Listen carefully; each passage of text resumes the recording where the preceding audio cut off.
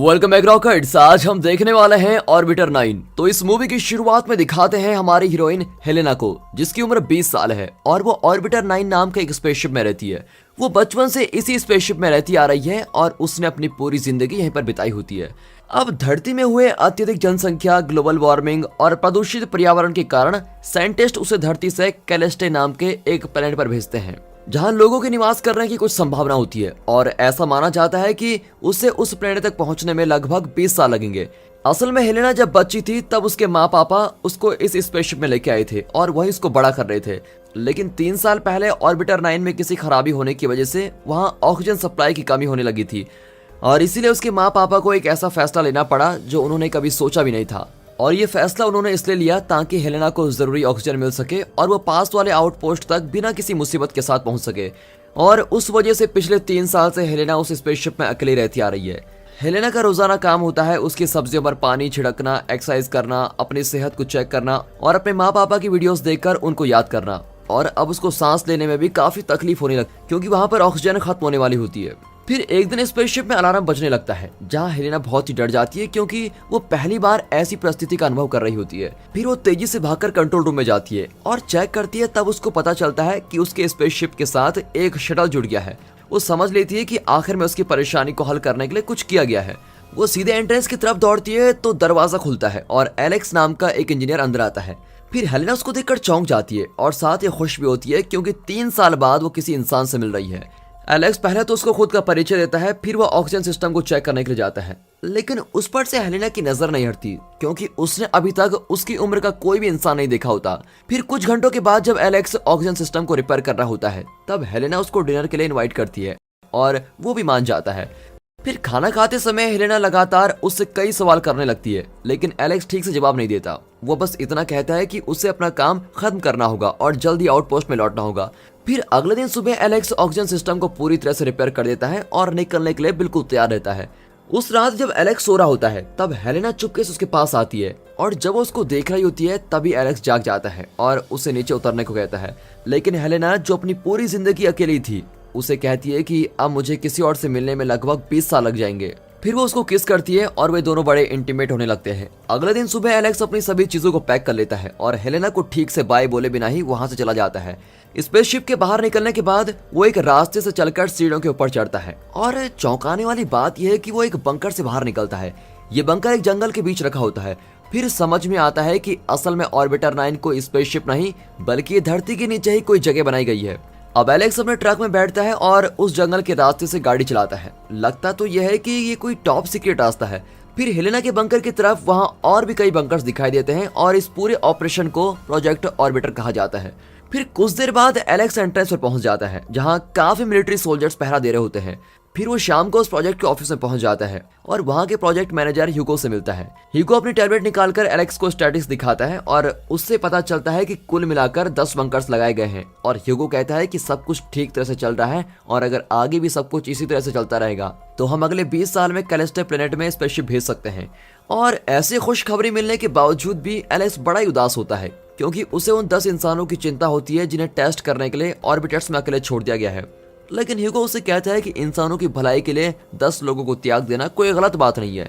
फिर रात को जब एलेक्स अपने घर लौट रहा होता है तब वो एक न्यूज रिपोर्ट में देखता है कि अब से 5 साल पहले एक कैलेस्टे स्पेसशिप की दुर्घटना हुई थी। वो स्पेसशिप जो 260 मेंबर्स को लेके जा रही थी वो धरती से बाहर निकलते ही कोई मैकेनिकल खराबी के कारण फट गया और उसमें सफर करने वाले सभी लोग मर गए थे और उस स्पेसशिप का हेड इंजीनियर खुद एलेक्स ही था। फिर उस दुर्घटना के बाद से एलेक्स हमेशा अपराध बोध और दुखी रहता है क्योंकि उस दुर्घटना में लोगों की मौत होने के साथ साथ इस प्रोजेक्ट के लिए टेस्ट किए गए इंसानों को भी बहुत मुश्किल झेलनी पड़ी थी।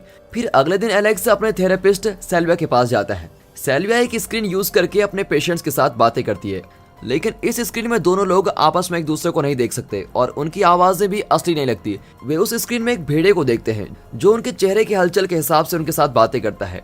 फिर एलेक्स अपने दुख को कंट्रोल नहीं कर पाता और अपनी नौकरी के बारे में सब कुछ सेल्विया को कह देता है। वो उसे यह भी कहता है कि उन 10 लोगों के बारे में सोचकर उसको बहुत ही बुरा लगता है। फिर जैसे जैसे दिन निकलते हैं वैसे वैसे एलेक्स का डिप्रेशन और भी बढ़ने लगता है। वो रोज हेलेना की वीडियोस और लाइव फीड्स देखने लगता है और हेलेना को अपने दिमाग से निकाल नहीं पाता।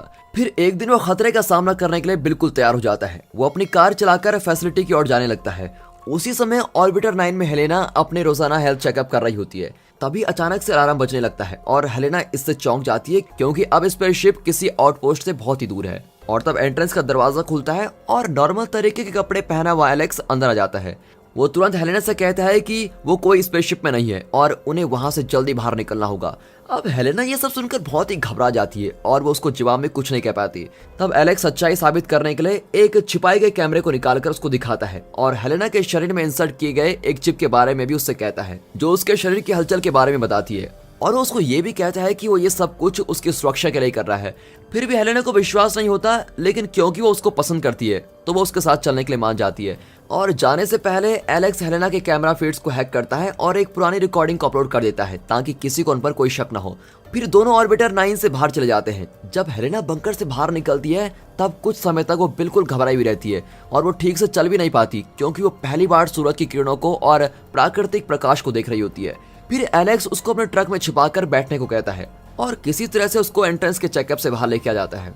फिर वो एक चट्टान के पास गाड़ी रोकता है और उसे उस ऑर्बिटर प्रोग्राम के बारे में सारी सच्चाई बता देता है और उस प्रोग्राम की शुरुआत कैसे हुई थी ये भी उसको समझाता है। असल में वो प्रोग्राम एक इंसान को स्पेस के पर्यावरण में रहने की आदत डालने के लिए बनाया गया था और इससे वो अगले स्पेसशिप को कैलेस्टे तक आसानी से भेज सकते थे। एलेक्स उसको ये भी कहता है कि हेलेना के माँ पापा अब भी जिंदा हैं, लेकिन जब वो उनसे मिलने की आशा करती है तब वो उसको मना कर देता है। फिर पता चलता है कि उसके माँ पापा भी उस प्रोजेक्ट का ही हिस्सा हैं। कुछ देर बाद वो दोनों एलेक्स के घर पहुंच जाते हैं और वो घर में रखे सामान को देखकर बड़ी ही आश्चर्यचकित हो जाती है। फिर वो जिंदगी में पहली बार बारिश को अनुभव करती है और उसको देखकर बहुत ही खुश हो जाती है।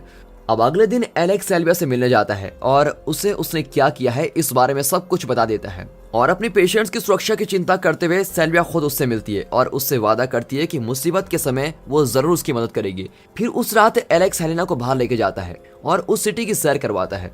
वो उसके लिए काफी खाने की चीजें लेके आता है और उससे वो सारी चीजें दिलाता है जो उसने अपने अकेलेपन में कभी ना देखी हो। फिर जब हेलेना समुद्र के बारे में बात करती है तब एलेक्स उसको एक एक्वेरियम में लेके जाता है और उसे अलग अलग तरीकों की मछलियों के बारे में समझाता है। अब अगले दिन सुबह एलेक्स हेलेना को अपने प्राइवेट ऑफिस में लेके जाता है जहां उसने कई कंप्यूटर्स को सेट किया होता है। वो उसको समझाता है कि इस जगह से वो सारी ऑर्बिटर्स पर नजर रखता है और उनकी प्रोग्रेस के बारे में जानकारी लेता है। और इन सभी बातों से हैरान होकर हेलेना उससे पूछती है कि तुम ऐसे निर्दयी कामों में क्यों मिले हुए हो। तब वो जवाब देता है कि ये काम मनुष्य जाति की भलाई के लिए किया जा रहा है। सभी ऑर्बिटर से जानकारी इकट्ठा कर और उनकी स्टेटस जानकर वे अगले स्पेसशिप को बिना किसी मुश्किल के कैलिस्टर तक भेज पाएंगे।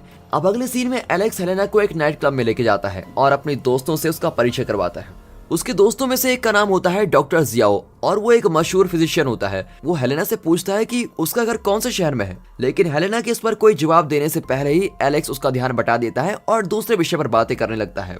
वो ऐसा इसलिए करता है क्योंकि उसे हेलेना की आइडेंटिटी को गुप्त रखना होता है। फिर कुछ देर बाद वो सब ऑर्बिटर प्रोग्राम के बारे में बातें करने लगते हैं और कहते हैं कि वो किस तरह से मनुष्य जाति की भलाई होने में मदद करेगा। एलेक्स को लगता है कि वे अच्छा काम कर रहे हैं, लेकिन डॉक्टर जियाओ कहता है कि एक नए प्लेनेट की खोज करने के बदले उन्हें धरती में अच्छे बदलाव लाकर उसे रहने लायक बनाना चाहिए। फिर एक दिन एलेक्स हेलेना की पीठ पर कुछ रेशेस को देखता है और वो उसे अपने दोस्त डॉक्टर जियाओ के पास लेके जाता है। और हेलेना की जांच पड़ताल करने के बाद डॉक्टर जियाओ एलेक्स से कहता है कि उसकी स्किन बहुत ही सेंसिटिव है, यानी ऐसा लगता है कि वो कभी धूप में बाहर निकल नहीं पाएगी। फिर वो उसे पूरी तरह से चेक करने के लिए भेज देता है और वो एलेक्स से उसकी असली आइडेंटिटी के बारे में पूछता है। जियाओ भी शक करता है कि हेलेना भी ऑर्बिटर प्रोग्राम से जुड़ी हुई है और एलेक्स उसे सारी सच्चाई बता देता है। अब उस दिन शाम को जब एलेक्स कहीं बाहर गया होता है तब हेलेना उसके कमरे में जाती है और उसकी फाइल्स को देखने लगती है और एक फाइल में उसे उसकी कोई ऐसी जानकारी मिलती है जिसको पढ़कर वो बिल्कुल हैरान हो जाती है। उसे पता चलता है कि वो किसी की अपनी संतान नहीं है, बल्कि उसको सरोगेसी से पैदा किया गया है। फिर कुछ पन्नों के पलटने पर उसे उसके सरोगेट माँ बाप का एड्रेस मिल जाता है। अब इस सच्चाई से वो बिल्कुल हैरान हो जाती है और सोचती है कि एलेक्स ने उससे झूठ कहा और इस बात से भी परेशान होकर वो अपनी सारी चीजों को पैक करके अपने माँ पापा को ढूंढने के लिए बाहर चली जाती है। फिर एलेक्स अपने घर पहुंचता है और वो समझ लेता है कि हेलेना को सब कुछ पता चल गया है, जिससे वो बड़ा ही उदास होता है, लेकिन वो उसको ढूंढने के लिए कुछ नहीं कर पाता। फिर किसी तरह हेलेना अपने माँ पापा को ढूंढ लेती है और वो उनसे सवाल करती है कि उन्होंने उसे खुद से अलग क्यों कर दिया। अब उसकी माँ उसको समझा रही होती है कि तभी उसी समय उसके पापा पीछे से आते हैं और उसके हाथ को रेलिंग के साथ बांध देते हैं। फिर वो ह्यूगो को फोन लगाते हैं, लेकिन उसकी माँ अचानक उसके पापा के सर पर जोर से मारती है और हेलेना को बचाकर भागने के लिए मदद करती है। फिर वो कुछ घंटों के बाद एलेक्स से मिलती है और उससे सच्चाई छुपाने के लिए उसको कोसती रहती है। तब एलेक्स कोई जवाब नहीं दे पाता और उससे माफी मांगकर उससे गले मिल जाता है। लेकिन असली मुसीबत तो अब शुरू होती है। अब ह्यूगो और बाकी के लोगों को इनके भाग जाने की खबर मिल जाती है, इसलिए एलेक्स और हेलेना सब कुछ पैक करके वहां से निकल जाते हैं। फिर अगले दिन ह्यूगो ऑर्बिटर प्रोग्राम के चीफ बेनिफैक्टर कैथरीन से मिलता है और उसे इस पूरी परिस्थिति को समझाता है। अब ये सब सुनकर कैथरीन को बड़ा ही गुस्सा आता है क्योंकि उसके दो महत्वपूर्ण इंसान भाग चुके होते हैं। जब ह्यूगो उससे इसका हल मांगता है तब कैथरीन उससे कहती है कि हेलेना को ढूंढकर उसे जान से मार डालो। यहाँ दिखाते हैं तो एलेक्स हेलेना को अपनी थेरेपिस्ट सेल्विया के पास लेके जाता है और उसे रहने के लिए कोई जगह मिलने के बारे में पूछता है। अब क्योंकि सेल्विया एक अच्छी दिल की महिला होती है, इसलिए वो तुरंत उनकी मदद करने के लिए मान जाती है और उन्हें कमरे में लेके जाने से पहले कोई उसका दरवाजा खटखटाता है। तभी बाहर वो ह्यूगो और दो सोल्जर्स को खड़ा देखती है जो हेलेना को ढूंढते हुए वहां पर आगे होते हैं। फिर पता चलता है कि ह्यूगो ने एलेक्स के घर पर तलाशी ली थी और उसे वहां सेल्विया का कार्ड मिल गया था। फिर वे सभी लोग घर के अंदर आते हैं और सभी जगह ढूंढने लगते हैं।